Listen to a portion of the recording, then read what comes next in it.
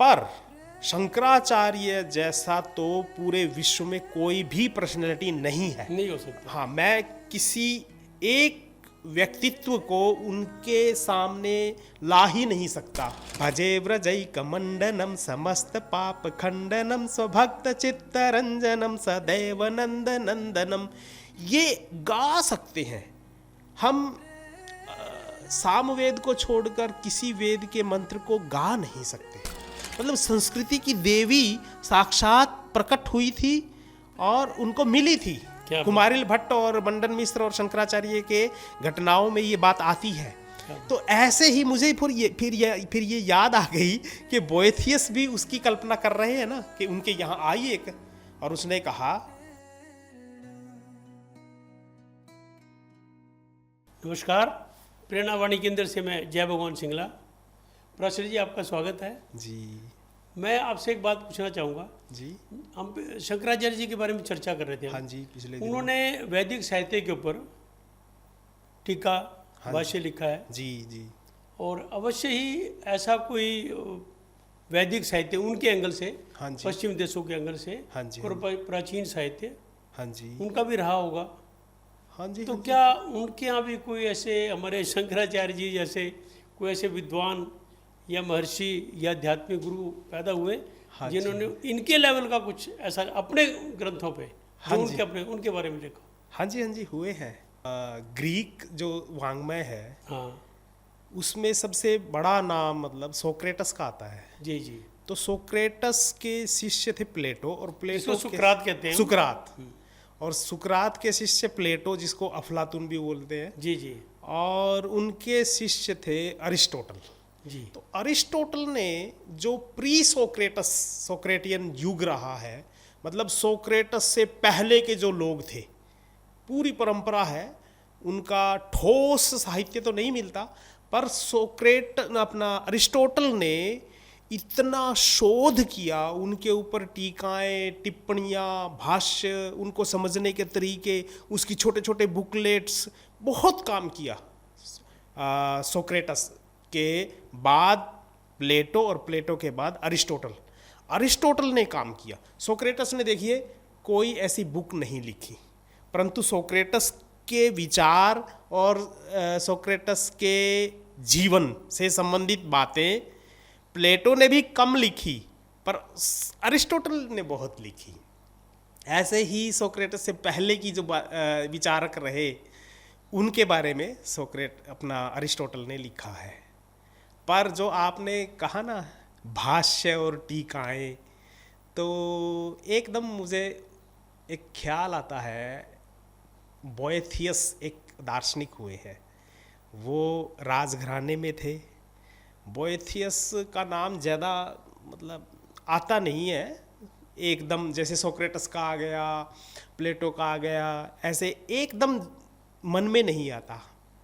पर जो जुड़े हुए हैं दर्शन से, धर्म के समीक्षात्मक अध्ययन से, तो उन्हें याद आ जाते हैं बोएथियस। पर मुझे बहुत अच्छी तरह याद आते हैं। मैंने जब स्टडी कर रहा था, मेरी एक आदत है कि जैसे पाश्चात्य किसी दार्शनिक को पढ़ रहे हैं और यहाँ के जो भारतीय या पौर्वात्य दार्शनिक है या कोई भी विचारक है उसको पढ़ रहे हैं, तो उसके बीच कोई ऐसी बात आई तो उसकी जो सिमिलरिटी है वो ढूंढनी शुरू हो जाती है मेरे मन में। और उसकी जो ऐसी बातें जो दोनों में भिन्नता प्रकट कर रही हैं, ऐसा मतलब एक तुलनात्मक स्टडीज़ शुरू हो जाती है। तो उन दिनों में बोएथियस को जब पढ़ रहा था, तो मुझे शंकराचार्य जी के भाष्य, उनकी टीकाएं, और किस तरीके से लिखी, प्रजा के हित के लिए लिखी या अपने रंजन के लिए लिखी, ये सब बातें एकदम खड़ी हो गई थी।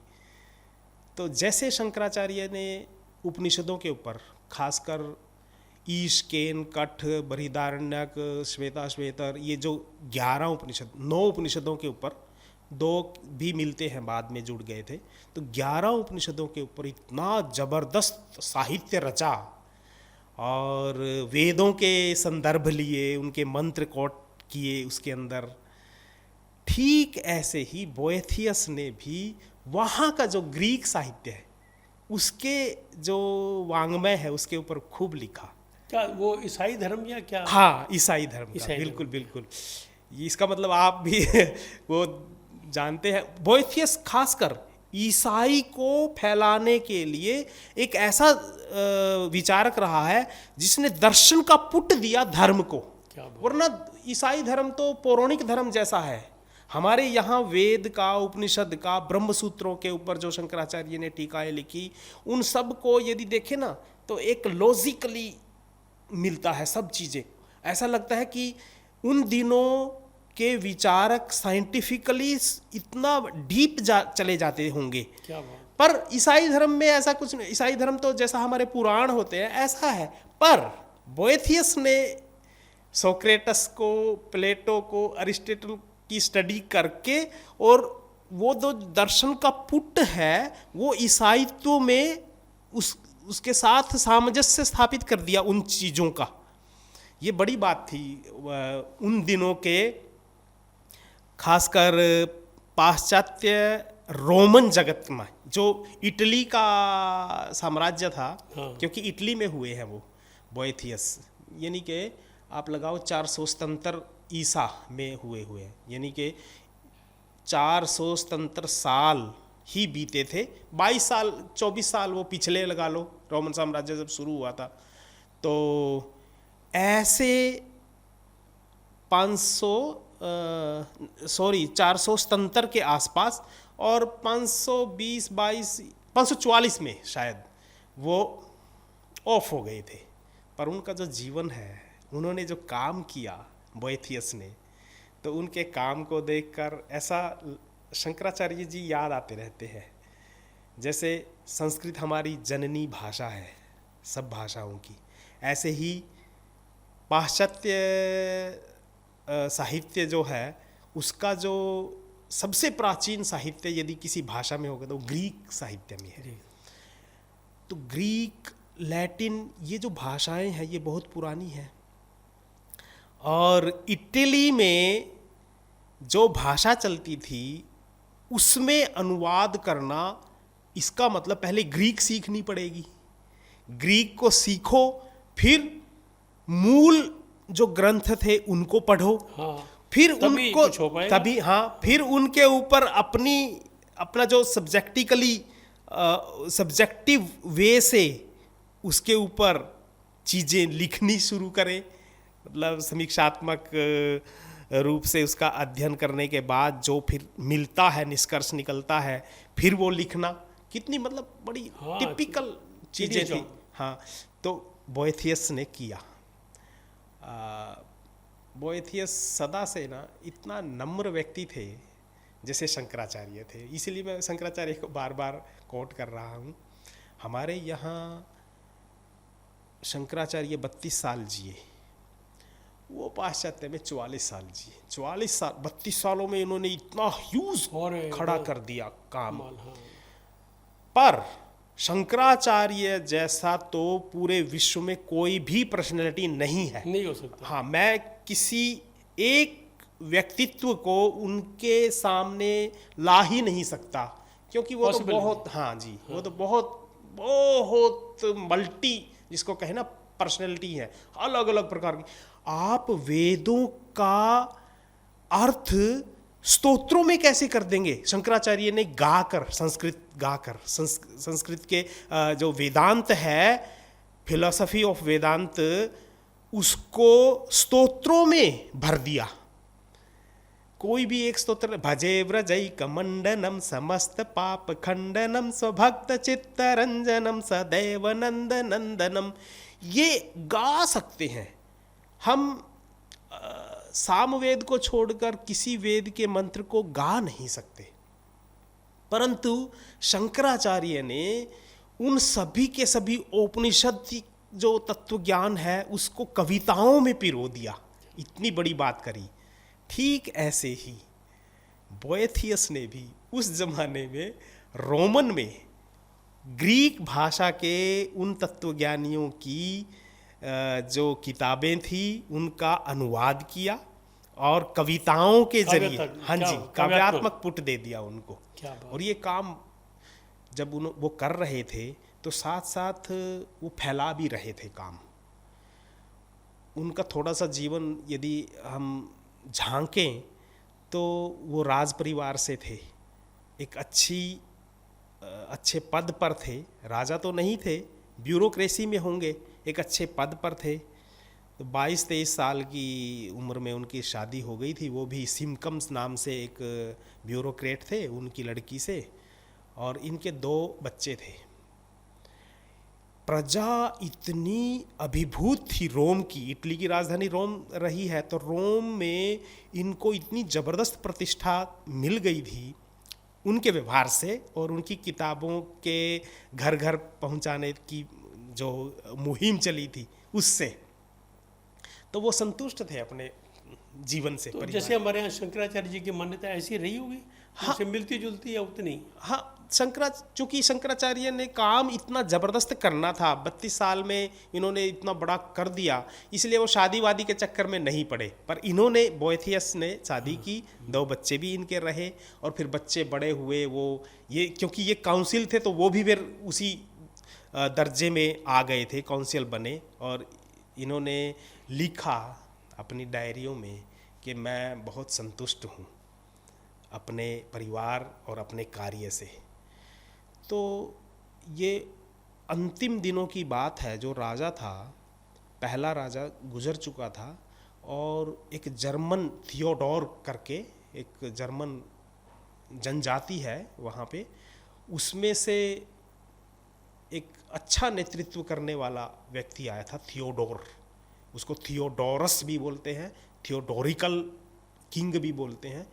तो संक्षिप्त में थियोडोर राजा था, और वो इसकी प्रतिभा से इतना अभिभूत था कि उसको छोड़ना ही नहीं चाहिए। वो मतलब सलाहकार बना दिया अपना, कोई भी साम्राज्य विस्तार की नीति हो, अंदर के ग्रह जो कलह होते हैं देश के, उनकी बात हो, या कोष की वृद्धि की बात हो, क्या बात है। या फिर समाज में चेतना किस तरीके से स्थापित करें कि लोगों में जागृति रहे, तो किसी यूनिवर्सिटी के, मतलब किसी भी प्रकार का प्रस्थापना करनी हो, इसकी सलाह के बगैर नहीं चलता। जैसे हमारे यहाँ प्राचीन काल में राजा राजा महाराजा ऋषियों की- ऋषियों का लेते थे सलाह, उसी तरह। उसी तरह।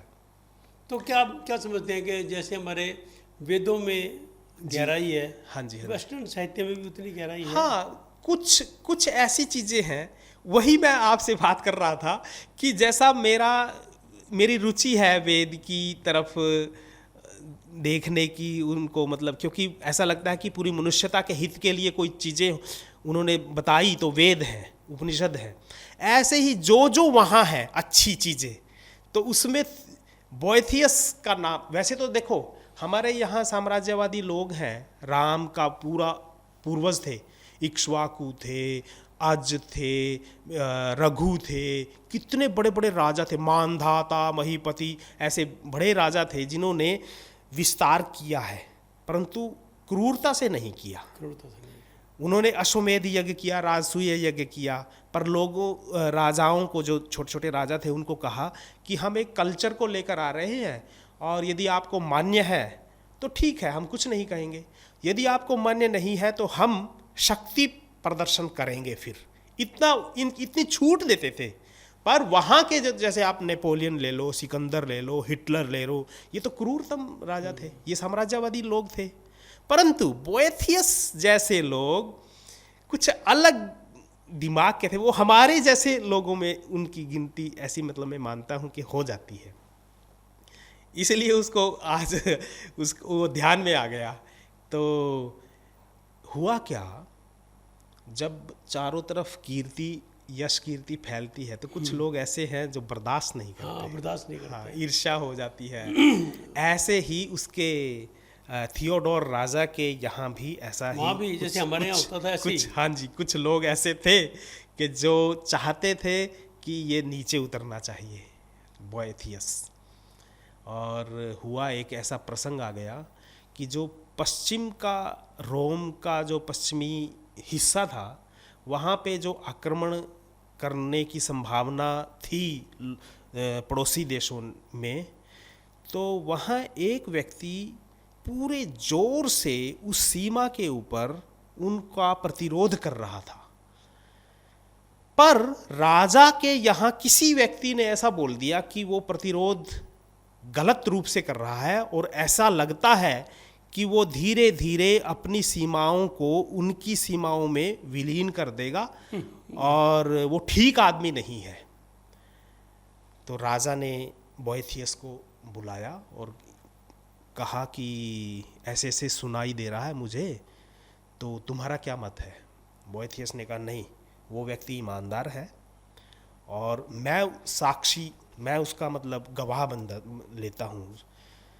तो चुप हो गए राजा कि ठीक है। पर जो दूसरे लोग थे उन्होंने कानाफूसी करके राजा को बदल दिया। राजा की मतलब बुद्धि बदल दी, ऐसा उसके अंदर विचार भर दिया कि ये भी गलत है, ये भी गलत है। हाँ। और षड्यंत्र ऐसा हुआ कि दो व्यक्ति ऐसे जिनके ऊपर राजा का विश्वास था वो उन्होंने अपनी तरफ ले लिए। और उन दोनों व्यक्तियों को राजा ने बुलाकर पूछा कि बोएथियस कैसा है? तो उन दोनों ने कहा, बोला कि बोएथियस अब वो बोएथियस नहीं रहा, षड्यंत्र रच दिया, अब तो ये उसके साथ मिल गया है और ये ठीक नहीं है। तो राजा थे जो बूढ़े हो चुके थे, अब 70 से ऊपर आ गए थे और ऐसे में शक्की भी हो गए थे और इतना अच्छा आदमी, विश्वास पात्र भी था, उसको जेल में डाल दिया। एक रोमन, जो इटली की राजधानी रोम के पास एक नगर था पोएस करके, और वहाँ पे एक काल कोठरी में, उसको अंधेरी कोठरी में रख दिया। तो ये देखो, यहाँ के जो जितने भी दार्शनिक रहे हैं या विचारक रहे हैं, कठिनाइयाँ उनके पास भी आई, उसके पास भी थोड़ी सी सिमिलरिटी है ऐसी। तो हुआ क्या, जितनी पुस्तकें वो लिखना चाहते थे वो अधूरी रह गई। ये ऐसा चाहते थे कि अरिस्टोटल ने जो तर्क दिया है, वो तर्क पर आधारित जितने ग्रंथ थे उन्होंने ईसा मसीह के विचारों के साथ वो जोड़कर और ये स्थापित कर दिया था कि ईसा मसीह ने बहुत सी बातें तर्क पर आधारित कही हैं, जबकि ऐसा था नहीं, परंतु अपने बुद्धि बल से उसने करके दिखाया। इसीलिए लोगों में उसके प्रति रुचि बढ़ गई थी। पर अब इसके अंदर ये निराशा आ गई कि केवल एक तर्क को ही तो लिया। अरिस्टोटल के पास तो ऐसे दर्जनों चीज़ें हैं जिनका मैं अनुवाद करना चाहता था, वो काम मेरा रुक गया, इसलिए पता नहीं मेरे भाग्य में क्या है। और वो निराशा मतलब में छा गया, निराशा आ गई। तो उसने जो पुस्तकें लिखी, उसी पुस्तकों के आधार पर हम आज ये पढ़ते हैं कि एक दिन वो 2-4 दिन ही हुए थे, तो अचानक अंधेरे जो कोठरी थी उसमें एक चमकती हुई, बिल्कुल जिसने स्वर्ण आभूषित है जो पहने हुए हैं, और बहुत सुंदर देवी प्रकट हुई। ऐसा लिखा है? हाँ जी। और मान्य है ये? हाँ, ये जैसे हमारे यहाँ एक बार क्या हुआ, शंकराचार्य जब एक दिन प्रयाग की तरफ जा रहे थे तो एक औरत उनको रोते हुए गंगा नदी के किनारे मिली थी और उससे पूछा था उन्होंने कि आप इतनी भव्य सूरत लिए हुए हैं, ऐसा लगता है कि आप रॉयल हैं, मतलब अपनी भाषा में कहें तो, परंतु क्यों रो रही हैं आप? उसने कहा कि मैं एक संस्कृति हूँ और ये ऐसा हो गया है, बौद्ध आक्रांताओं ने मेरे ऊपर आक्रमण कर दिया। मतलब संस्कृति की देवी साक्षात प्रकट हुई थी और उनको मिली थी। कुमारिल भट्ट और मंडन मिश्र और शंकराचार्य के घटनाओं में ये बात आती है। तो ऐसे ही मुझे फिर ये याद आ गई कि बोएथियस भी उसकी कल्पना कर रहे हैं ना, कि उनके यहाँ आई एक, और उसने कहा कि बोएथियस तू किस्मत को कोस रहा है, अरे याद कर। तो उसने जब ऐसा देखा क्यों हो, तब उसको ध्यान आया कि कौन है ये, और उसने उसका नाम दिया लेडी फिलोसफी। तो तो उसने कहा कि ओ लेडी फिलोसफी, मैं आपकी बात सुनूंगा। तब उसने कहा कि किस्मत के ऊपर तू जो विश्वास करता है ना, मैंने जब तू लिखा करता था, मैंने तब भी तेरे स्वप्न में आकर कहा था कि किस्मत एक पहिया है, और ये पहिया, मान लो तुम यहाँ हो, ये पहिया है ना, ये घूमता रहता है, तुम टॉर्च पर हो तो ये पहिया घूमेगा नीचे भी और आएगा। तुम नीचे अर्श से फर्श पर तुम आ जाओगे। तो दुख मत मनाओ। जब वो ऐसी बात कर रही है ना, तो मुझे फिर गीता ध्यान में आती है, दुखस्य सुखस्य न कोपि दाता परो ददाति थी। मतलब ऐसा लगता है कि लेडी फिलोसफी ने बोएथियस को जिस ढंग से समझाया है वो हमारे तत्व ज्ञान में है। हाँ, हमारे यहाँ वो ये मिलता हमारी है। पद्धति है, हाँ जी, हाँ जी, हमारा ये कहता है। हाँ जी। तो लेडी फिलोसफी ने उसको निर्देश देना शुरू किया और उन्होंने लिखना शुरू कर दिया, और ऐसे उन्होंने एक मोटा ग्रंथ लिख डाला कालकोठरी में। हाँ, और उसका नाम था कंसोलेशन ऑफ फिलोसफी।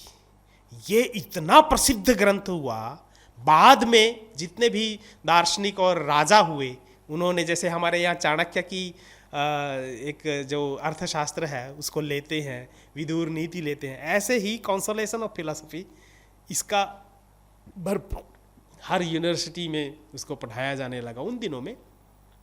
और जैसा आप कह रहे थे ना, ईसाइयों में जो सेंट एक्वानस हुए हैं बाद में 11वीं सदी के बाद, उन्होंने जो काम किया, फैलाया, उसकी नींव में ये 5वीं सदी वाले ये थे। बोएथियस ही थे। तो इतना ज़बरदस्त काम टीकाओं और भाष्यों के आधार पर क्या बात। उन्होंने किया है। अक्षर जी, आपका बहुत बहुत धन्यवाद। आपने बहुत सारे हमारे दर्शकों की जो जिज्ञासा थी उसको शांत कर दिया और विस्तार से किया। जी, समय कितना भी लगाओ, जी, लेकिन रुचिकर रहा। आपका बहुत बहुत धन्यवाद। Thank you.